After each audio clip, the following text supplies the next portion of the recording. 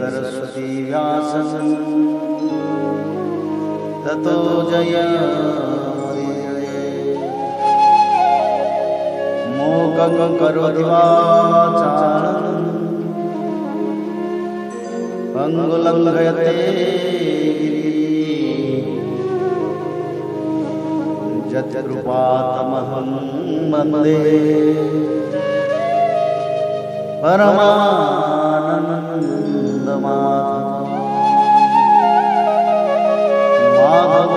माधवो वाक्यं माधवो हरि परन्ते साधवा नित्यं सकलकार्येषु षड्विंशो अध्याय नरकों की विभिन्न गतियों का वर्णन। राजा परीक्षित ने पूछा, महर्षि, लोगों को जो ये ऊंची नीची गतियां प्राप्त होती हैं उनमें इतनी विभिन्नता क्यों है? श्री सुखदेव जी ने कहा, राजन, कर्म करने वाले पुरुष सात्विक, राजस और तामस 3 प्रकार के होते हैं तथा उनकी श्रद्धाओं में भी भेद रहता है। इस प्रकार स्वभाव और श्रद्धा के भेद से उनके कर्मों की गतियां भी भिन्न भिन्न होती हैं और न्यूनाधिक रूप में ये सभी गतियां सभी कर्ताओं को प्राप्त होती हैं। इसी प्रकार निषिद्ध कर्म रूप पाप करने वालों को भी उनकी श्रद्धा की असमानता के कारण समान फल नहीं मिलता। अतः अनादि अविद्या के वशीभूत होकर कामना पूर्वक किए हुए उन निषिद्ध कर्मों के परिणाम में जो हजारों की तरह की नारकीय गतियां होती हैं उनका विस्तार से वर्णन करेंगे। राजा परीक्षित ने पूछा, भगवान, आप जिनका वर्णन करना चाहते हैं वह नरक इसी पृथ्वी की कोई देश विशेष है अथवा त्रिलोकी से बाहर या इसी के भीतर किसी जगह है? श्री सुखदेव जी ने कहा, राजन, वे त्रिलोकी के भीतर ही हैं तथा दक्षिण की ओर पृथ्वी से नीचे जल के ऊपर स्थित है। इसी दिशा में अग्निस्वाद आदि पितृगण रहते हैं। वे अत्यंत एकाग्रता पूर्वक अपने वंशधरों के लिए मंगल कामना किया करते हैं। उस नरक लोक में सूर्य के पुत्र पितृराज भगवान यम अपने सेवकों के सहित रहते हैं तथा भगवान की आज्ञा का उल्लंघन न करते हुए अपने दूतों द्वारा वहाँ लाए हुए मृत प्राणियों को उनके दुष्कर्मों के अनुसार पाप का फल दंड देते हैं। परीक्षित, कोई कोई लोग नरकों की संख्या 21 बताते हैं। अब हम नाम, रूप और लक्षणों के अनुसार उनका कर्मशः वर्णन करते हैं। उनके नाम ये हैं: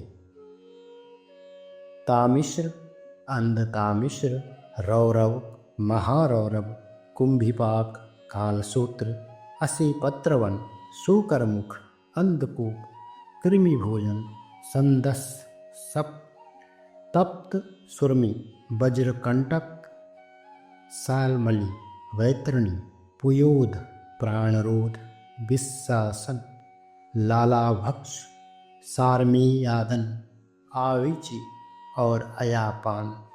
इनके सिवा क्षार कर्दरम, रक्षोगण भोजन, शूलप्रोत, दंदशोक, अवट निरोधन, पर्यावर्तन और सूचिमुख, ये 7 और मिलाकर कुल 28 नरक तरह तरह की यातनाओं को भोगने के स्थान हैं।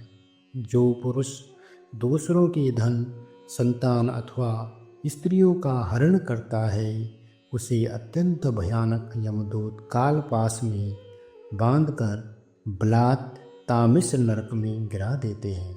उस अंधकारमय नरक में उसे अन्न जल न देना, डंडे लगाना और भय दिखलाना आदि अनेक प्रकार के उपायों से पीड़ित किया जाता है।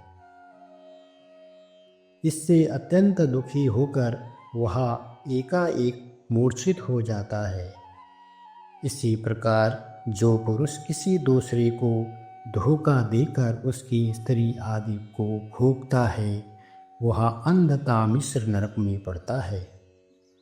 वहाँ की यातनाओं में पड़कर वह जड़ से कटे हुए वृक्ष के समान वेदना के बारे सारी सुध बुध खो बैठता है और उसे कुछ भी नहीं सोच पड़ता। इसी से इस नरक को अंधता मिश्र कहते हैं। जो पुरुष इस लोक में यह शरीर ही मैं हूँ और ये स्त्री धनादि मेरे हैं ऐसी बुद्धि से दूसरे प्राणियों से द्रोह करके निरंतर अपने कुटुंब के ही पालन पोषण में लगा रहता है, वह अपना शरीर छोड़ने पर अपने पाप के कारण स्वयं ही रौरव नरक में गिरता है। इस लोक में उसने जिन जीवों को जिस प्रकार कष्ट पहुँचाया होता है, परलोक में यम यातना का समय आने पर वे जीव रुरु होकर उसे उसी प्रकार कष्ट पहुँचाते हैं। इसलिए इस नरक का नाम रौरव है। रुरु सर्प से अधिक क्रूर स्वभाव वाले एक जीव का नाम है। ऐसा ही महारौरव नाम नरक है। इसमें वह व्यक्ति जाता है जो और किसी की परवाह न कर केवल अपने ही शरीर का पालन पोषण करता है। वहाँ कच्चा मांस खाने वाले रुरु इसे मांस के लोभ से काटते हैं। जो क्रूर मनुष्य इस लोक में अपना पेट पालने के लिए जीवित पशु या पक्षियों को रांधता है, उस हृदयहीन राक्षसों से भी गए बीते पुरुष को यमदूत कुंभिपाक नरक में ले जाकर खौलते हुए तैल में रांधते हैं। जो मनुष्य इस लोक में माता पिता ब्राह्मण और वेद से विरोध करता है उसे यमदूत कालसूत्र नरक में ले जाते हैं। इसका घेरा 10,000 योजन है। इसकी भूमि तांबे की है। इसमें जो तपा हुआ मैदान है वह ऊपर से सूर्य और नीचे से अग्नि के दाह से जलता रहता है। वहाँ पहुँचाया हुआ पापी जीव भूख प्यास से व्याकुल हो जाता है और उसका शरीर बाहर भीतर से जलने लगता है। उसकी बेचैनी यहाँ तक बढ़ती है कि वह कभी बैठता है, कभी लेटता है, कभी छटपटाने लगता है, कभी खड़ा होता है और कभी इधर उधर दौड़ने लगता है। इस प्रकार उस नर पशु के शरीर में जितने रोम होते हैं उतने ही 1000 वर्ष तक उसकी यह दुर्गति होती रहती है। जो पुरुष किसी प्रकार की आपत्ति न आने पर भी अपने वैदिक मार्ग को छोड़कर अन्य पाखंडपूर्ण धर्मों का आश्रय लेता है उसे यमदूत 80 पत्रवन नरक में ले जाकर कोड़ों से पीटते हैं। जब मार से बचने के लिए वह इधर उधर दौड़ने लगता है तब उसके सारे अंग तालवन की तलवार के समान पैनी पत्तों से जिनमें दोनों ओर धारें होती हैं टूक टूक होने लगते हैं। तब वह अत्यंत वेदना से हाय मैं मरा इस प्रकार चिल्लाता हुआ पद पद पर मूर्छित होकर गिरने लगता है। अपने धर्म को छोड़कर पाखंड मार्ग में चलने से उसे इस प्रकार अपने कुकर्म का फल भोगना पड़ता है। इस लोक में जो पुरुष राजा या राज कर्मचारी होकर किसी निरपराध मनुष्य को दंड देता है अथवा ब्राह्मण को शरीर दंड देता है वह महापापी मरकर सोकर मुख नरक में गिरता है। वहाँ जब महाबली यमदूत उसके अंगों को कुचलते हैं तब वह कोलों में पेरे जाते हुए गन्नों के समान पीड़ित होकर जिस प्रकार इस लोक में उसके द्वारा सताए हुए निरपराध प्राणी रोते चिल्लाते थे उसी प्रकार कभी आर्त स्वर में आर्द्र स्वर से चिल्लाता और कभी मूर्छित हो जाता है। जो पुरुष इस लोक में खटमल आदि जीवों की हिंसा करता है वह उनसे द्रोह करने के कारण अंधकूप नरक में गिरता है, क्योंकि स्वयं भगवान ने ही रक्तपान आदि उसकी वृत्ति बना दी है और उन्हें उसके कारण दूसरों को कष्ट पहुंचाने का ज्ञान भी नहीं है। किंतु मनुष्य की वृत्ति भगवान ने विधि निषेध पूर्वक बनाई है और उसे दूसरों के कष्ट का ज्ञान भी है। वहाँ वह पशु, मृग, पक्षी, सांप आदि रेंगने वाले जंतु, मच्छर, जूं, खटमल और मक्खी आदि जीव जिनसे उसने द्रोह किया था उसे सब ओर से काटते हैं। इससे उसकी निद्रा और शांति भंग हो जाती है और स्थान न मिलने पर भी वह बेचैनी के कारण उस घोर अंधकार में इस प्रकार भटकता रहता है जैसे रोगग्रस्त शरीर में जीव छटपटाया करता है।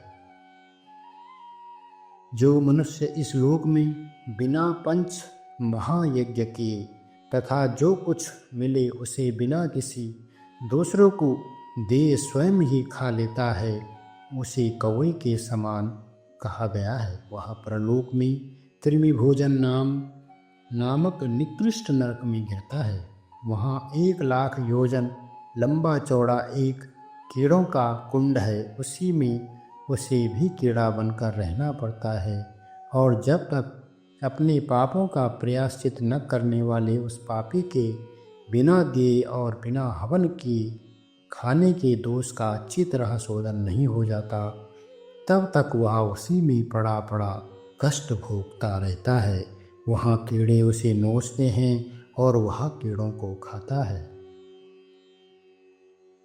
राजन, इस लोक में जो व्यक्ति चोरी या बरजोरी से ब्राह्मण की अथवा आपत्ति का समय न होने पर भी किसी दूसरे पुरुष की सुवर्ण और रत्नादि का हरण करता है उसे मरने पर यमदूत संदस नामक नरक में ले जाकर तपाए हुए लोहे के गोलों से दागते हैं और संडसी से उसकी खाल नोचते हैं। इस लोक में यदि कोई पुरुष अगम्य स्त्री के साथ संभोग करता है अथवा कोई स्त्री अगम्य पुरुष से व्यभिचार करती है तो यमदूत उसे तप्त सुरमी नामक नरक में ले जाकर कोड़ों से पीटते हैं तथा पुरुष को तपाए हुए लोहे की स्त्री मूर्ति से और स्त्री को तपाई हुई पुरुष प्रतिमा से आलिंगन कराते हैं। जो पुरुष इस लोक में पशु आदि सभी के साथ व्यभिचार करता है उसे मृत्यु के बाद यमदूत वज्रकंटक सालमली नरक में गिराते हैं और वज्र के समान कठोर कांटों वाले सेमर के वृक्ष पर चढ़ाकर फिर नीचे की ओर खींचते हैं। जो राजा या राजपुरुष इस लोक में श्रेष्ठ कुल में जन्म पाकर भी धर्म की मर्यादा का उच्छेद करते हैं वे उस मर्यादित कर्मण के कारण मरने पर बैतरणी नदी में पटके जाते हैं। यह नदी नरकों की खाई के समान है। उसमें मल, मूत्र, पीप, रक्त, केश, नख, हड्डी, चर्बी, मांस और मज्जा आदि गंदी चीज़ें भरी हुई हैं। वहाँ गिरने पर उन्हें इधर उधर से जल के जीव नोचते हैं किंतु इससे उसका शरीर नहीं छूटता।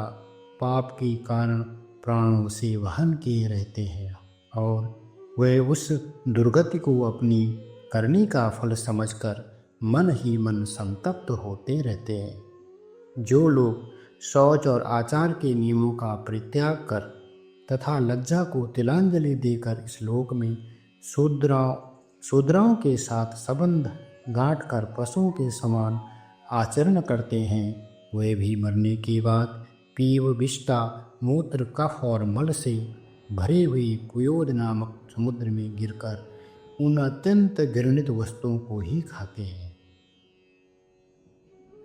इस लोक में जो ब्राह्मणादि उच्च वर्ण के लोग कुत्ते या गधे पालते और शिकार आदि में लगे रहते हैं उस तथा शास्त्र के विपरीत पशुओं का वध करते हैं, मरने के पश्चात वे प्राण रूध नरक में डाले जाते हैं। और यहाँ यमदूत उन्हीं लक्ष्य बनाकर बाणों से भींधते हैं। जो पाखंडी लोग पाखंडपूर्ण यज्ञों में पशुओं का वध करते हैं, उन्हें परलोक में वैशस विशासन नरक में डालकर वहाँ के अधिकारी बहुत पीड़ा देकर काटते हैं।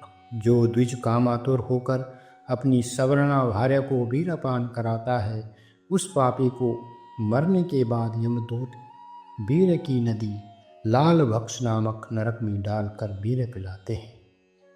जो कोई चोर अथवा राजा या राजपुरुष इस लोक में किसी के घर में आग लगा देते हैं, किसी को विष दे देते हैं अथवा गांवों या व्यापारियों की टोलियों को लूट लेते हैं, उन्हें मरने के पश्चात सारमेयादन नामक नरक में वज्र की सी दाढ़ों वाले 720 यमदूत कुत्ते बनकर बड़े वेग से काटने लगते हैं। इस लोक में जो पुरुष किसी की गवाही देने में, व्यापार में अथवा दान के समय किसी भी तरह झूठ बोलता है, वह मरने पर आधार शून्य अभिचिमान नरक में पड़ता है। वहाँ उसे 100 योजन ऊंची पहाड़ की शिखर से नीचे को सिर करके गिराया जाता है। उस नरक की पत्थर की भूमि जल के समान जान पड़ती है, इसीलिए इसका नाम अभिचिमान है। वहाँ गिराई जाने से उसके शरीर के टुकड़ी टुकड़ी हो जाने पर भी प्राण नहीं निकलती, इसलिए इसे बार बार ऊपर ले जाकर पटका जाता है। जो ब्राह्मण या ब्राह्मणी अथवा व्रत में स्थित और कोई भी प्रमादवश मदपान करता है तथा जो क्षत्रिय या वैश्य सोमपान करता है, उन्हें यमदूत अयापन पान नाम के नरक में ले जाते हैं और उनकी छाती पर पैर रखकर उनके मुंह में आग से गलाया हुआ लोहा डालते हैं।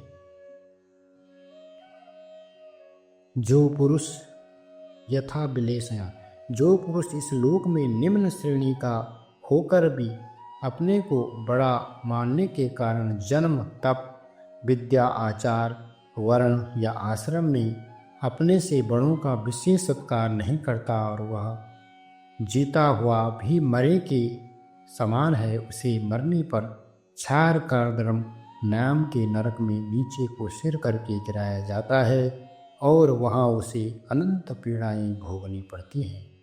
जो पुरुष इस लोक में नरमेधा दिके द्वारा भैरव, यक्ष, राक्षस आदि का यजन करते हैं और जो स्त्रियां पशुओं के समान पुरुषों को खा जाती हैं, उन्हें वे पशुओं की तरह मारे हुए पुरुष यमलोक में राक्षस होकर तरह तरह की यातनाएं देते हैं और रक्षोगण भोजन नाम नरक में कसाइयों के समान कुल्हाड़ी से काट काट कर उसका लहू पीते हैं। तथा जिस प्रकार वे मांस भोजी पुरुष इस लोक में उनका मांस भक्षण करके आनंदित होते थे, उसी प्रकार वे भी उनका रक्त पान करते और आनंदित होकर नाचते गाते हैं। इस लोक में जो लोग वन या गांव के निरपराध जीवों को, जो सभी अपने प्राणों को रखना चाहते हैं, तरह तरह के उपायों से फुसलाकर अपने पास बुला लेते हैं और फिर उन्हें कांटे से भेद कर या रस्सी से बांधकर खिलवाड़ करते हुए तरह तरह की पीड़ाएं देते हैं, उन्हें भी मरने के पश्चात यम यातनाओं के समय शूलप्रोत नामक नरक में शूलों से भेजा जाता है। उस समय जब उन्हें भूख प्यास सताती है और कंक बटीर आदि तीखी चोंचों वाले नरक के भयानक पक्षी नोचने लगते हैं, तब अपने किए हुए सारे पाप याद आ जाते हैं। राजन, इस लोक में जो सर्पों के समान उग्र स्वभाव पुरुष दूसरे जीवों को पीड़ा पहुंचाते हैं, वे मरने पर दंड शोक नामक के नरक में गिरते हैं। वहाँ 5-5, 7-7 मुँह वाले सर्प उनके समीप आकर उन्हें चूहों की तरह निगल जाते हैं। जो व्यक्ति यहाँ दूसरे प्राणियों को अंधेरी खतियों, कोठों या गुफाओं में डाल देते हैं, उन्हें परलोक में यमदूत वैसे ही स्थानों में डालकर विषैली आग की धुएं में घोंटते हैं। इसीलिए इस नरक को अवटा निरोधन कहते हैं। जो गृहस्थ अपने घर आए अतिथि अभ्यागतों को और बार बार क्रोध में भरकर ऐसी कुटिल दृष्टि से देखता है मानो उन्हें भस्म कर देगा, वह जब नरक में जाता है तब उस पाप दृष्टि के नेत्रों को गिद्ध, कंक, काक और बटेर आदि वज्र सी कठोर चोंच वाले पक्षी बलात् निकाल लेते हैं। इस नरक को पर्यावर्तन कहते हैं। इस लोक में जो व्यक्ति अपने को बड़ा धनवान समझकर अभिमानवश सबको टेढ़ी नज़र से देखता है और सभी पर संदेह रखता है, धन के व्यय और नाश की चिंता से जिसके हृदय और मुंह सूखे रहते हैं, अथा तनिक भी चैन न मानकर जो यक्ष के समान धन की रक्षा में ही लगा रहता है तथा पैसा पैदा करने, बढ़ाने और बचाने में जो तरह तरह के पाप करता रहता है, वह नराधम मरने पर शुचि मुख नरक में गिरता है। वहाँ उस अर्थ पिशाच पापात्मा के सारे अंगों को यमराज के दूत दर्जों के समान सुई धागे से सीते हैं। राजन, यमलोक में इसी प्रकार सैकड़ों हजारों नरक हैं, उनमें जिनका यहाँ उल्लेख हुआ है और जिनके विषय में कुछ नहीं कहा गया, उन सभी में सब अधर्म परायण जीव अपने कर्मों के अनुसार बारी बारी से जाते हैं। इसी प्रकार धर्मात्मा पुरुष स्वर्ग आदि में जाते हैं। इस प्रकार नरक और स्वर्ग के भोग से जब इनके अधिकांश पाप और पुण्य क्षीण हो जाते हैं, तब बाकी बचे हुए पुण्य पाप रूप कर्मों को लेकर ये फिर इसी लोक में जन्म लेने के लिए लौट आते हैं। इन धर्म और अधर्म दोनों से विलक्षण जो निवृत्ति मार्ग है, उसका तो पहले द्वितीय स्कंद में ही वर्णन हो चुका है। पुराणों में जिसका 14 भुवन के रूप में वर्णन किया गया है, वह ब्रह्मांड कोश इतना ही है। यह साक्षात परम पुरुष श्री नारायण का अपनी माया के गुणों से युक्त अत्यंत स्थूल स्वरूप है। इसका वर्णन मैंने तुम्हें सुना दिया। परमात्मा भगवान का उपनिषदों में वर्णित निर्गुण स्वरूप यद्यपि मन बुद्धि की पहुँच के बाहर है, तो भी जो पुरुष इस स्थूल रूप का वर्णन आदरपूर्वक पढ़ता, सुनता या सुनाता है, उसकी बुद्धि श्रद्धा और भक्ति के कारण शुद्ध हो जाती है और वह सूक्ष्म रूप का भी अनुभव कर सकता है। यति को चाहिए कि भगवान के स्थूल और सूक्ष्म दोनों प्रकार के रूपों का श्रवण करके पहले स्थूल रूप में चित्त को स्थिर करे, फिर धीरे धीरे वहाँ से हटाकर उसे सूक्ष्म रूप में लगा दे। परीक्षित, मैंने तुमसे पृथ्वी, इसके अंतर्गत द्वीप, वर्ष, नदी, पर्वत, आकाश, समुद्र, पाताल, दिशा, नरक, ज्योतिर्गण और लोकों की स्थिति का वर्णन किया है। यही भगवान का अति अद्भुत स्थूल रूप है जो समस्त जीव समुदाय का आश्रय है। इति श्रीमद्भागवते महापुराणे 82 परमहंसस्यां संहितायां पंचम स्कन्धे नरकानुवर्णनां नाम 36 अध्यायः।